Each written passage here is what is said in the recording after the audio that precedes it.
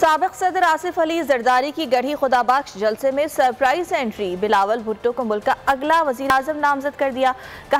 कहा पाकिस्तान अमीर मुल्क है, गरीबों का नसीब बदला जा सकता है। अच्छा वक्त आएगा, पाकिस्तानी अवाम का नसीब नहीं कि वो हमेशा गरीब रहें। वो वक्त दूर नहीं, अवामी हुकूमत आने वाली है। अवाम की तकदीर बिलावल भुट्टो तब्दील करेंगे।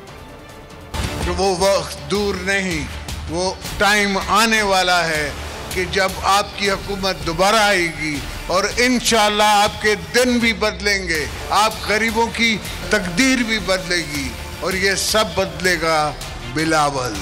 आपकी तकदीर बदलेगा, सब गरीबों की तकदीर बदलेगा।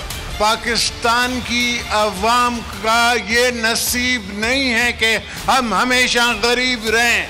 हम अमीर मुल्क हैं, मगर माफ़ी है इनके दिमाग की, जिसकी अकल नहीं है। जो अकल हो तो पाकिस्तान बहुत अमीर मुल्क है। आप गरीबों की नसीबों को बदल सकते हैं। आप एक्सपोर्टेबल आइटम्स इंसान जात को बाहर भेज सकते हैं काम करने के लिए, जिस तरह भुट्टो साहब ने भेजा। सब्सक्राइब करें और बेल दबाएं ताकि कोई खबर रह न जाए।